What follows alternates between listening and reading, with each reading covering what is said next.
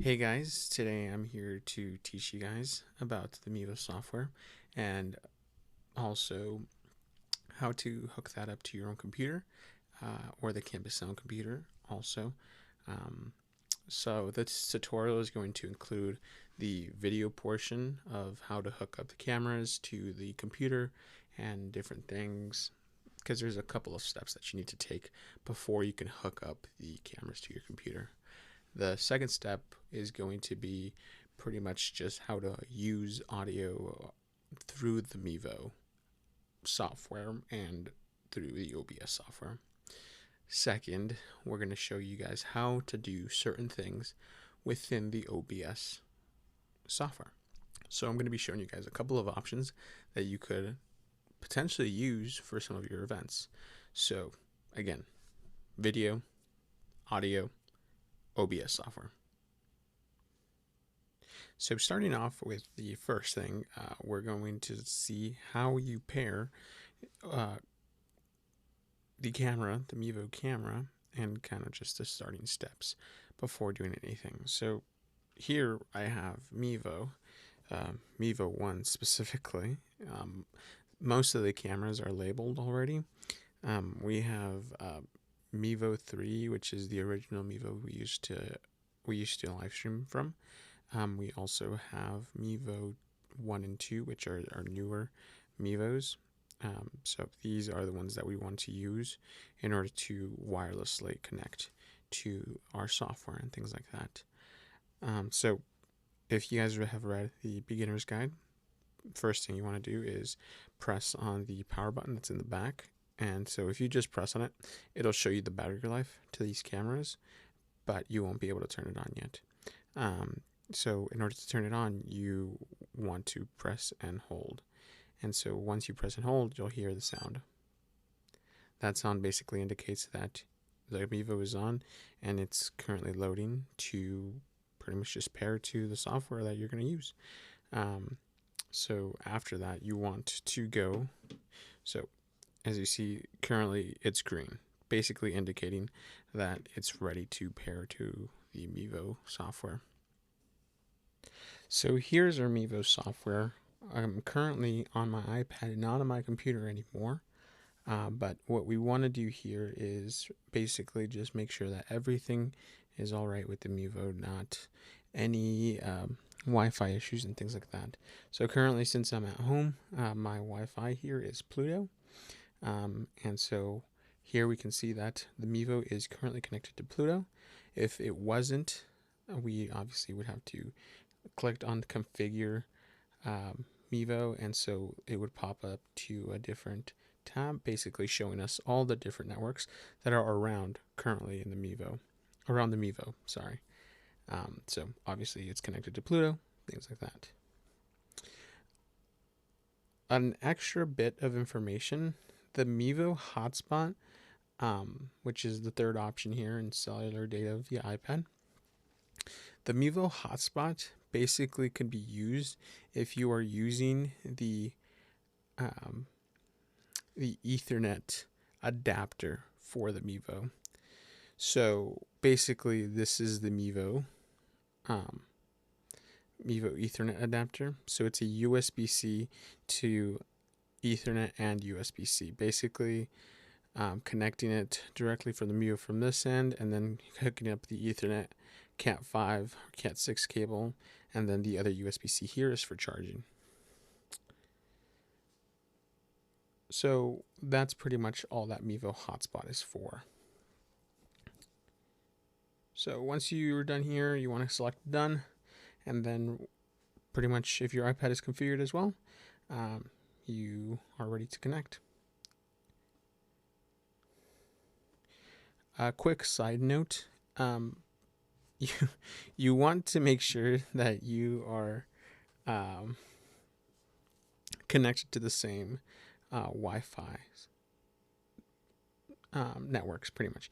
You want to be sure that you're connected to the same networks, because if you're not, you are going to have a hard time finding the Mevo, because obviously you're not going to be able to see where it's connected to. And so in order to find that, pretty much would be making sure that you guys are on the same network. So let's position the Mevo right about here. So my head's a little cut off, but we can just see that I'm in clear frame of this. So pretty much what we want to make sure when it comes to the Mevo software is that we want to go on the settings. So 3 dots that are in the bottom right corner. And then here we have also second from the right in the bottom are the settings. So here it takes us to a bunch of the settings that you have available. You have your network and then all the aspects of the Mevo. And then you have down here NDI mode. NDI mode is basically just having the opportunity to just use this camera as a wireless camera towards another software. And so we want to make sure that that is selected. Also, one quick thing also that we want to make sure that is on or selected before we are turning on the NDI mode, because once you turn it on, you can't change this. Obviously, if you can change it once you turn it back off, and then it's a couple of other steps, but we want to do this first. Behind or underneath NDI mode, we have NDI resolution. Basically, how fast and what quality of video you want coming in to your software at your computer. And here we have 4 different options: 720 at 5 megabits per second, 720 at 7.5 megabits per second, and then you also have 780 or 1080 at 5, 1080 at 15. Obviously, we're going to want the highest quality video on our live streams, so we're going to want to use 1080p at 15 megabytes per second. So that's the last option. We want to make sure that that is selected. Once that is selected, you want to make sure that NDI is on. It's going to have a lag to it at first, but that's pretty much just making sure that you're on. And so let's go back to the settings real quick. So here we can see that NDI is on. Another way we can make sure that NDI is on is pretty much just showing, going back to this, and on the bottom left corner, we see that on the red button, it says NDI. Basically saying you have NDI on, so you can't go live through the software that Mevo is providing. Okay, so we've already turned on the camera, made sure that everything is looking good on the iPad, and made sure that NDI is working. Those are 2 important steps. So once we've got that, we want to come back to our computers and we want to make sure that OBS is able to find this. Same thing with the computer, like the iPad. You want to make sure that these devices are connected to the same Wi-Fi.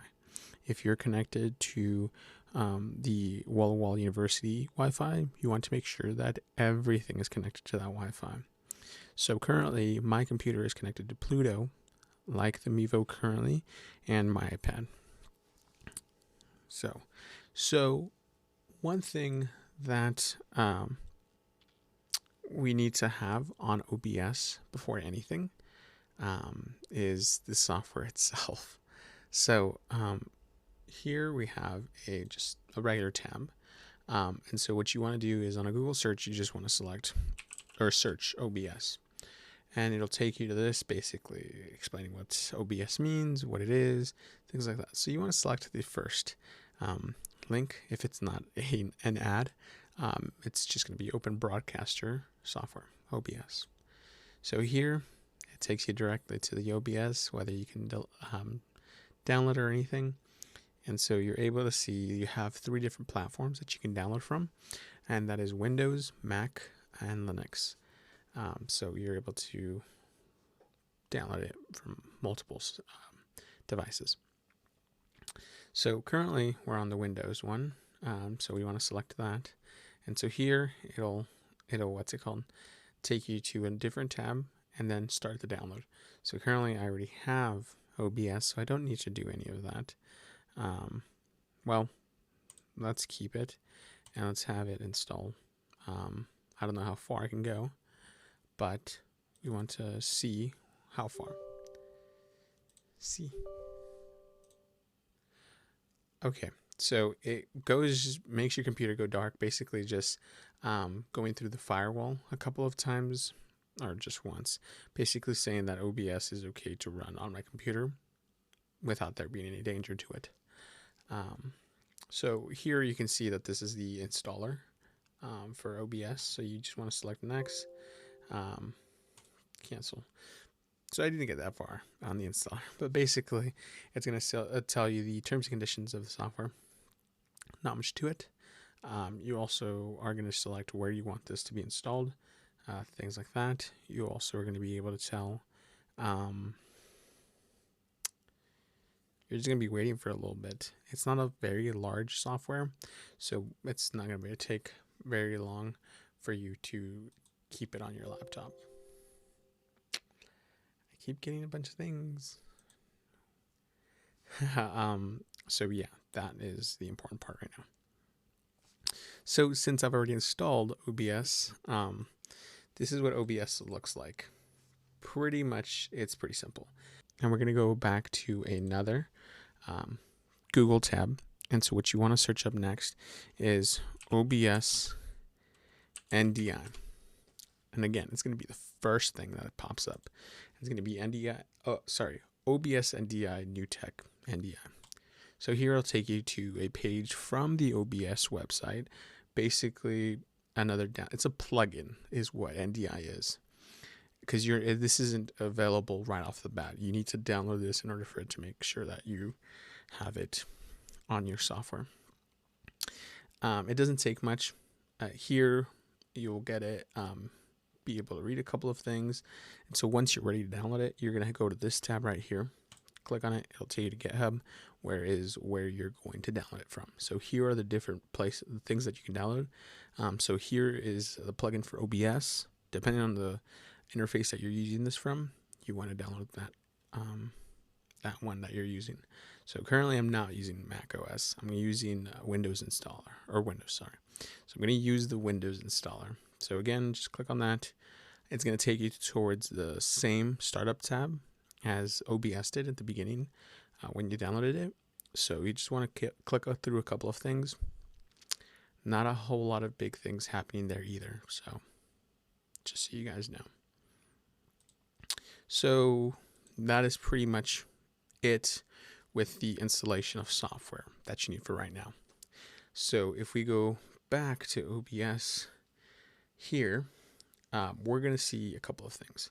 We're going to want to see a couple of things. So once you've installed these, you want to make sure that you restart this software. Because if you don't restart this software, it's not going to plug in.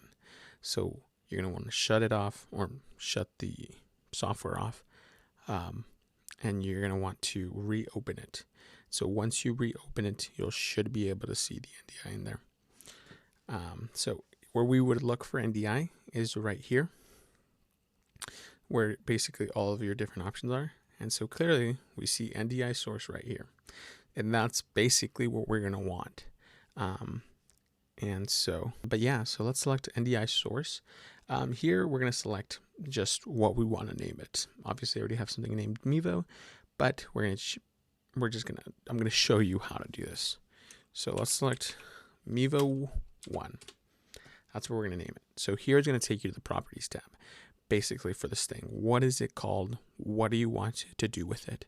And so here we want, on source name, we want to press on the drop down menu, and Mevo should come up. So obviously Mevo does come up here, and it's Mevo 23V64. Once we select that, we should get a preview of the Mevo video come in here. Recently I've been having problems with the preview not popping up. I'm not 100% sure, but we want to keep all the rest of these settings the same. We don't want to touch them. So let's just click OK, but it'll go straight to the Mevo cam. So here we go. So this is the Mevo camera right now. Let me shrink this tab off for a sec. So clearly, this, where my fingers are right now, this is my webcam. This is the Mevo. And so clearly we have the Mevo online right now. We don't have any lag currently. Everything's working pretty well. But for some reason, we also don't have any Mevo audio coming out through there. Sorry. So what usually happens is that you need to be on the software with the Mevo. So back on the iPad, you want to make sure that you're connected, because you can still do a couple of actions to the Mevo application on your iPad, and just do a couple of things. So you want to make sure that that is on, so it picks up where the audio is coming from, because most of the times we have it selected to the iPad microphone, and so obviously if you have no source of input, you're not going to get any audio in from the Mevo. That saying, we are not going to need that audio. Let me turn this off, because you're probably currently hearing me from 2 different locations. And so now we're coming in through this microphone. And so now it doesn't sound really janky.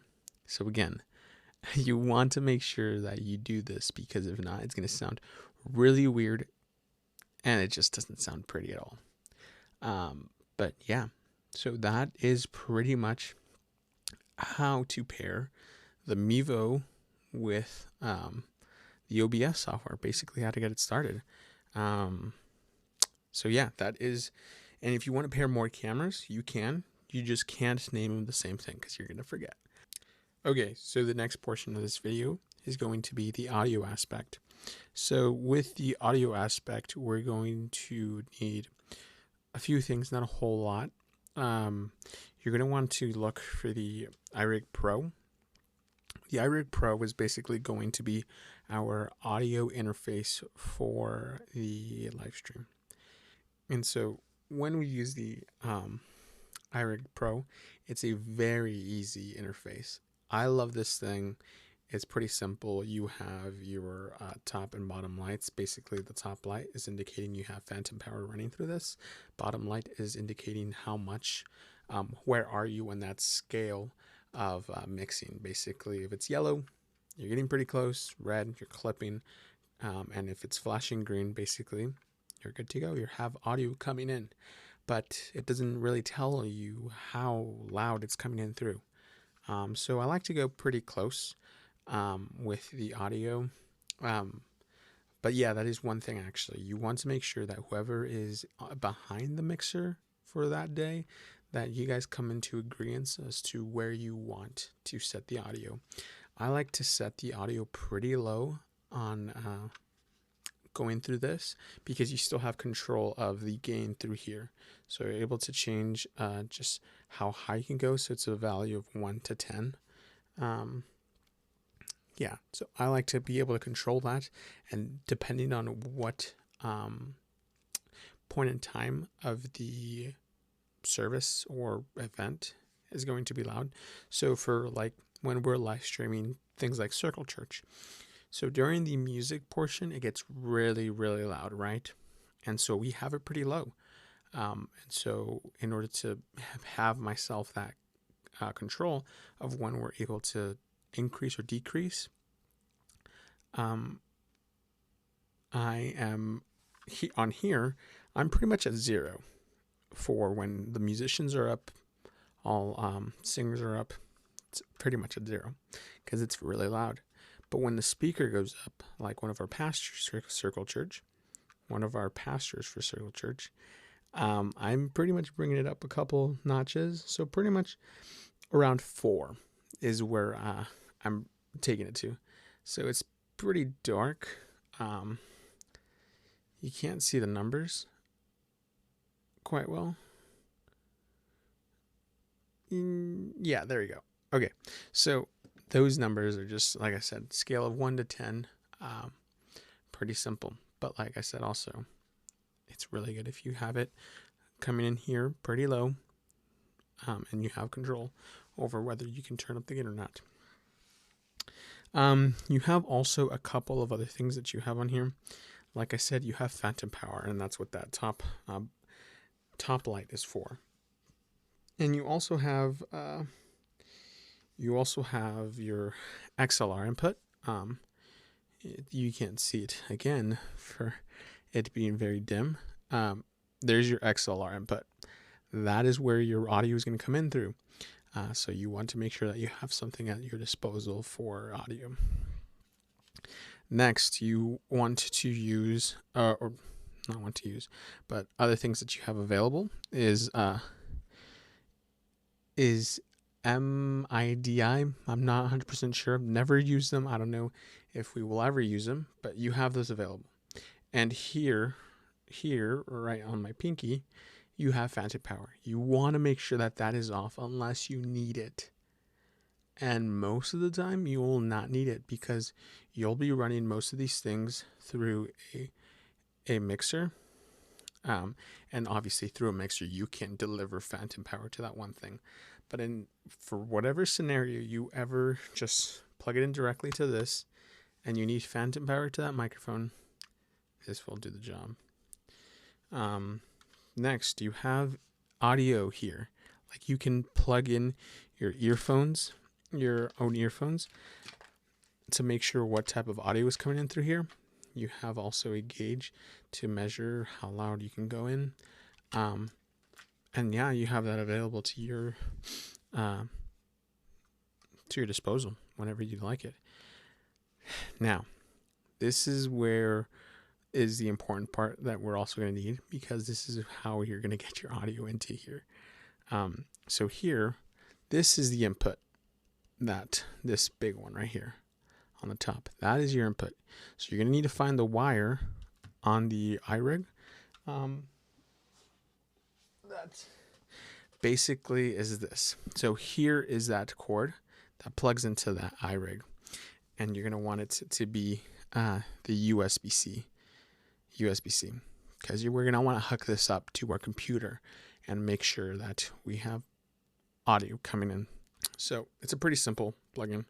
It's pretty snug in there. You want to make sure it's snug, because if not, it won't have any audio coming in through there, and we don't want that. So here it is. It's ready to be plugged in. I don't have an XLR because I am at home, so I can't show you guys that right now. But it's pretty simple. When you are looking for an when you're looking for your audio output, what we've been recently doing has been getting an aux channel and make sure everything is being fed through there. It doesn't sound quite as good because not really anyone is mixing that audio, but it gets the job done. More recently, also, what we've been looking at is on the Allen and Heath boards, you have 3 different outputs.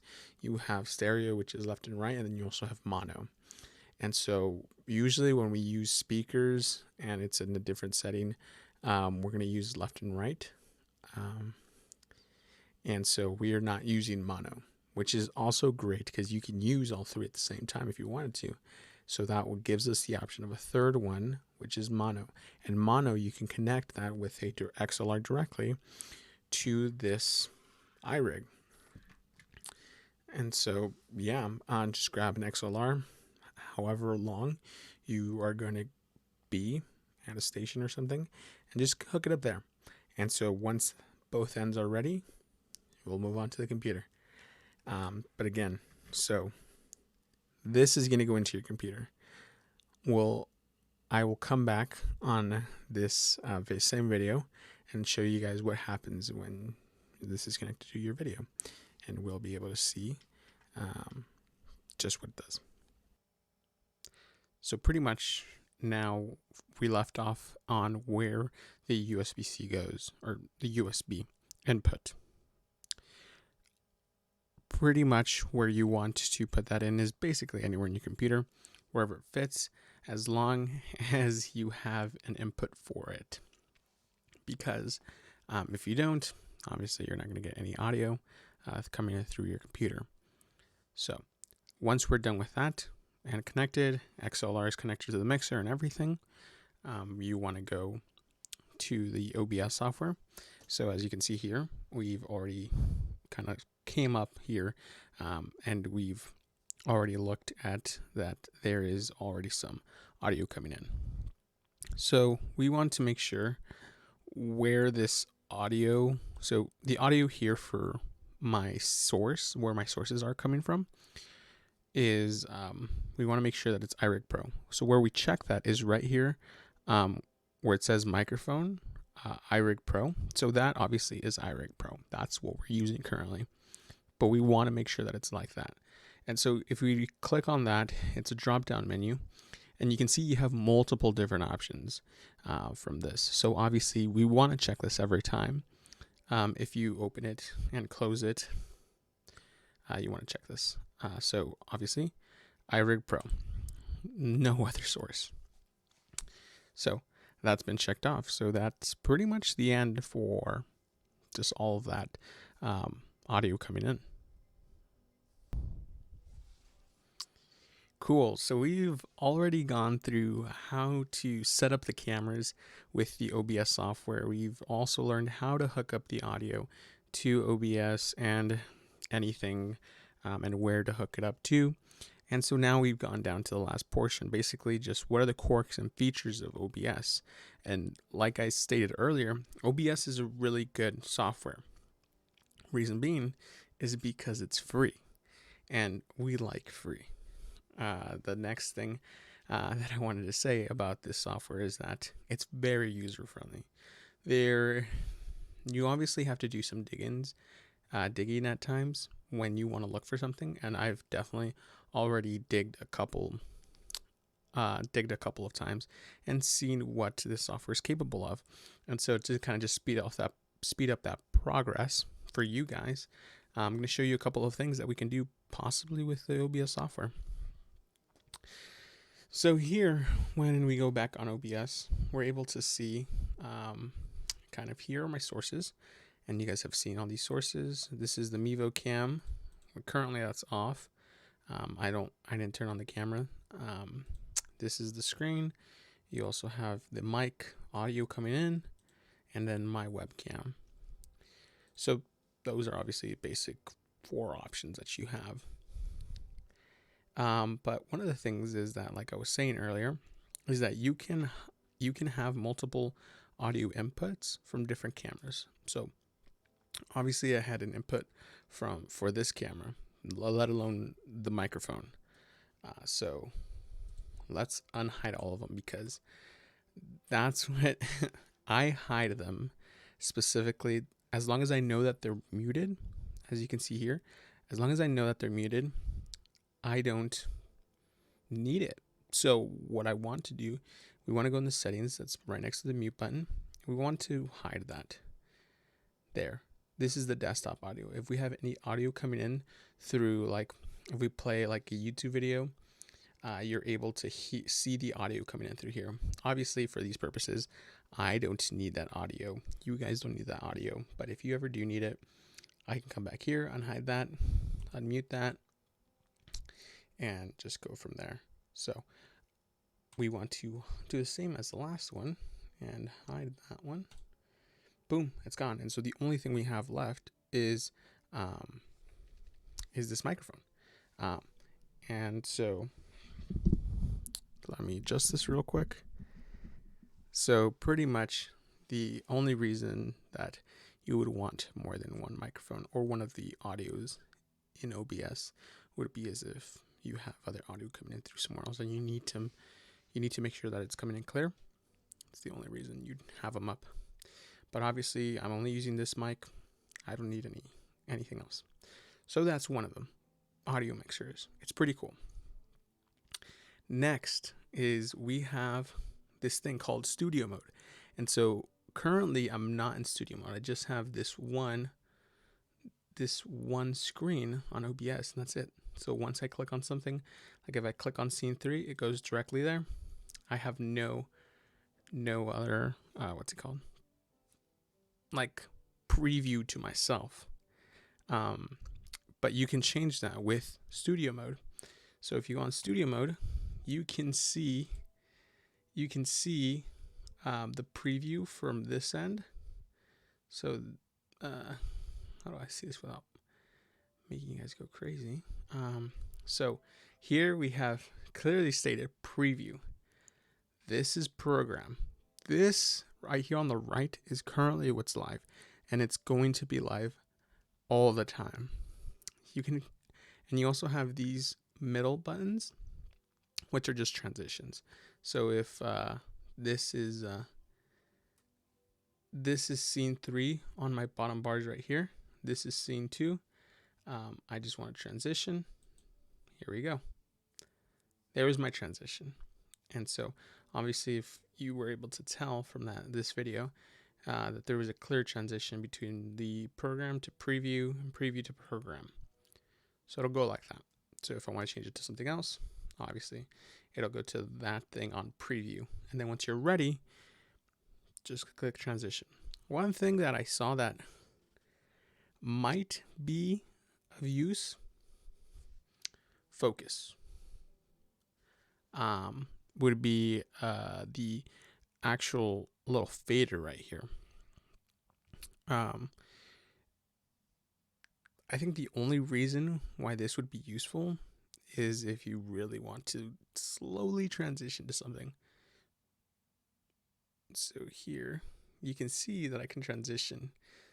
The opacity changes for both of those things, and so you can control that transition so you don't go all the way. I don't know why you wouldn't go all the way if you're transitioning, but it's there if you want it. So next thing, we have, so basically anything that's available is here on the plus button. You are more than welcome to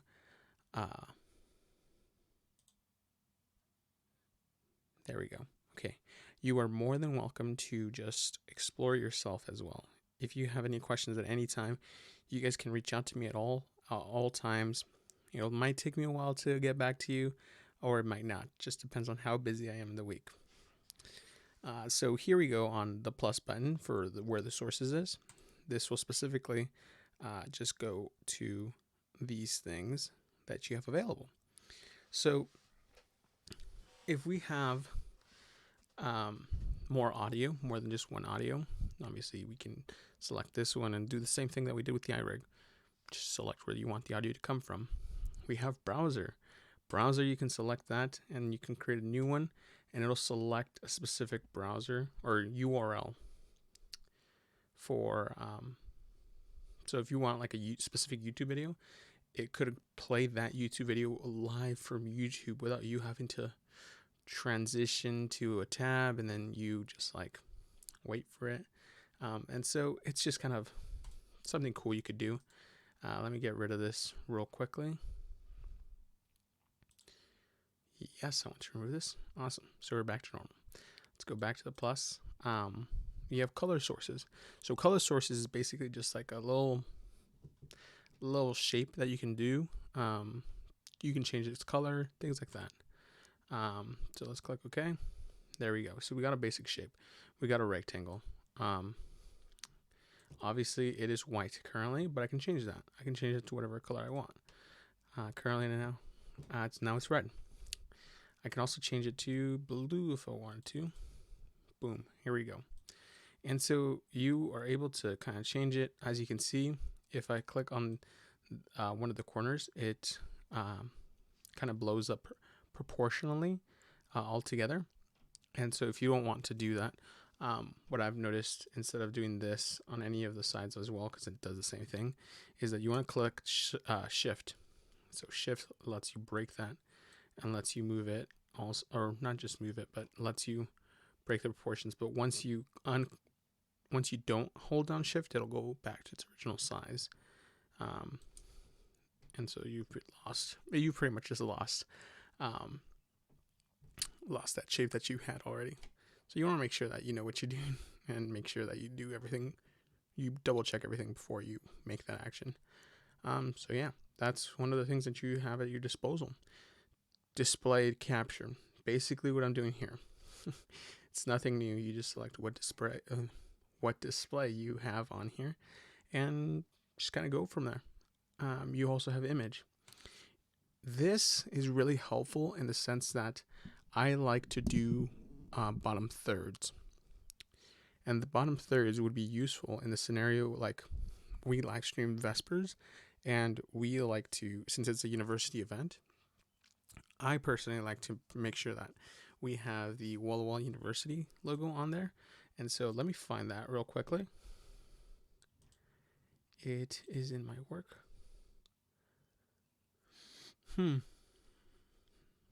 Let's put in the Circle Church logos because I have those pretty quickly. Let's do that one. Boom. That's an image. It's a PNG, and so it's able to be just kind of a see-through thing. So here we clearly have a bottom third. A bottom third kind of goes a little bit higher than directly on the corner, but we just, for these purposes, we're just going to leave it here. There's our bottom third. I love doing this because it kind of just gives it that little hint of professionalism when it comes to our live streams.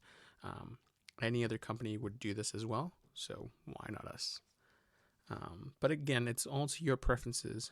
Whoever is doing live stream that day, it's up to you. You are basically the visionary for what the live stream is going to look like that night or for that event. So let's go back.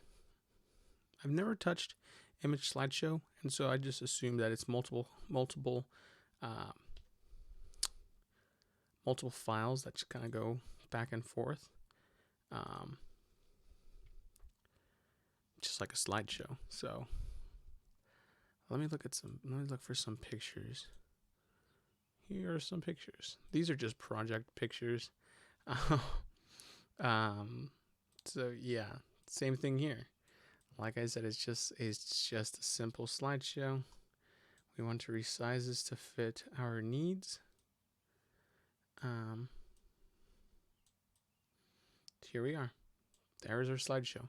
And so it kind of just transitions from one picture to the next picture. But again, yeah, we have full control of that. So here we have a pause, a stop, and a skip to the next picture. We have control of that. Stop. Automatically goes black. Or we want to just restart it from the start. Go back to properties. We're able to show also what type of fade or transition we want.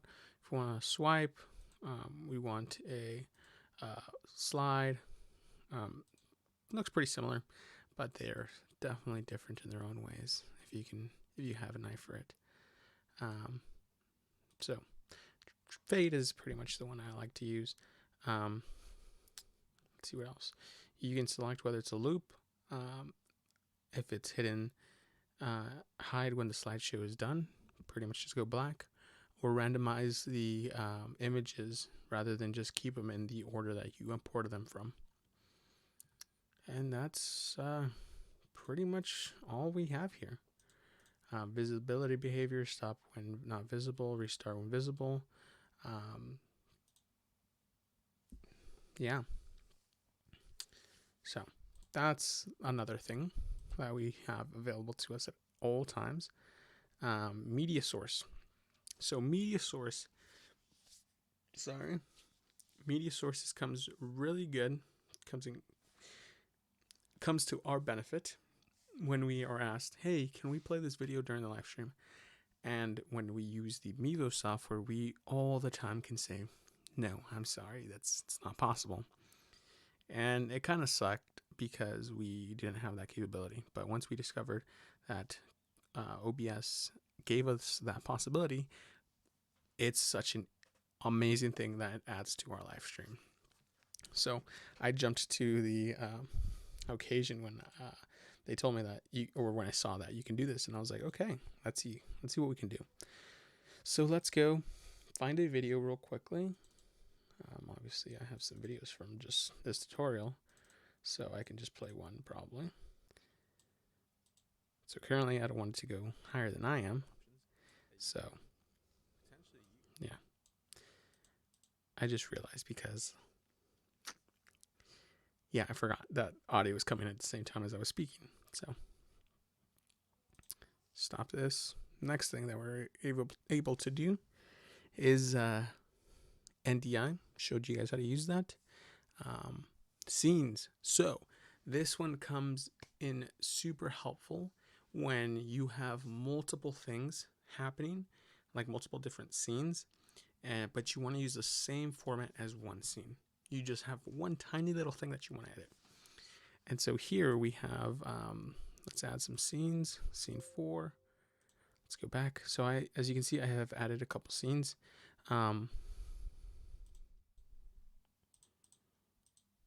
Okay, here we go. So as you can see, like I've already added screen 1 and then like my audio so I can pick it up. But we want to add the same thing that scene 2 had, which is basically this original piece. We want to have the same thing. So what you do is you're going to go here and select scene, and you want to add which one of the 3. Obviously you can't select scene 4 because that's the one that you're on and you're going to add it to. So we want to select scene 2, and boom, there we go. We have all of the things that scene 3 has on top of what we already have on scene 4. So yeah, it's pretty cool. One of the scenarios that I like to use this personally is when we are, let me go back to scene 2. Let me get rid of that. So one of the scenarios that I like to use this is when you have a service and you have multiple different people going up at different times. So if you have 2 musicians, you can add their names. It's pretty cool when you do that.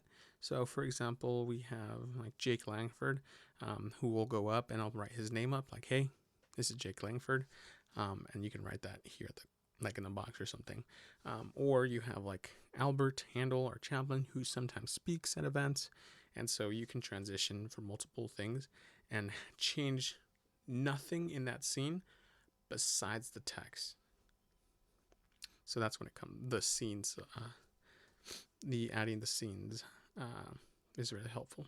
So yeah, text, that is pretty straightforward. This helps you just make text. So here, I kind of just am writing my name. So here we have the option of changing the font to whatever we want. Usually what I like to select is Tahoma. That's a good one. Let's bold it. I don't know how much we want to do it by, but yeah. So here are some of the effects. We can strike it out, or we can just underline it. It's pretty cool. So once we're done with that, all the options that we want, just select OK. And so here we also have the option of changing the color, things like that. So let me change it to probably like a red. There we go. Changed color, as you see. We have also the option of a background, which is pretty cool. So let me change that to orange. It probably won't be so super pretty, but let's see what happens. Yeah, let's change that. Boom, there we go. So we can change the opacity depending on where this thing is dragged. So as you can see, you can still see me, my hand, and my text is still on top of me. So that's pretty cool. So yeah, once you're done here, you can select whatever you want. Oh, and this is alignment, like you would at any Word document, whether it's aligned on the left, center, or right.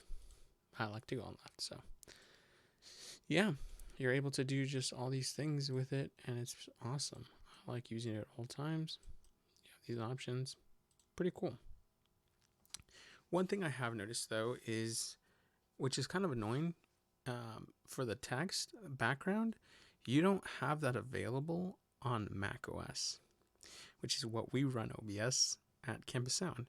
But hopefully I can do some digging real soon and see why that's the issue. But for the meantime, you could probably do something where you select a source color, and then just kind of put the text on top of it. Might not look as pretty, but it'll work. Video capture device. We've already talked about that. Pretty much just like different cameras that are plugged in. That's what you want to use there. So if you're using Mevo Cam 3, which is one of the older ones, and that one does not have an NDI chip, you want to use video capture device because that's one you're going to be plugging into. So yes, video capture, pretty simple as well. It's almost the same thing as just recording this screen, but not necessarily, because you're going to be specifically using a window on here. Oh, hi. Oh, hi. You really like my table. Okay, sorry. Um, you can select a specific window on here. Here it is. Boom. There we go. So currently I've already selected my tab here. Yes. But this is open on another screen. So it's telling me that, hey, you're being recorded. And I'm like, all right, cool. So let's select ASVU. It'll take us to ASVU, and it's only filming, or it's only recording the edges of my window, not like my taskbar, which is down here, things like that. So yeah, it's pretty cool if you just want to follow this specifically. Yeah. Once we get rid of that, if we exit out that window, you're also going to exit out that window capture. So remember that. Yep. And so pretty much that's it there. One thing that you want to also remember is when you're recording, you want to make sure that you go to your settings and you go on output, because you have 4 different options. You have the stream, basically how that looks like, what your encoder is, and then in recording you can see where the destination of your recording is going to be. Once you're done recording, where is it going to go is basically what I'm saying. And then you also have what the format of this recording is.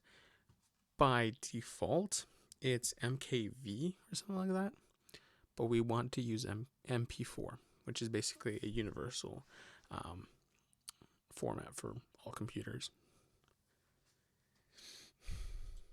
Yeah. Um,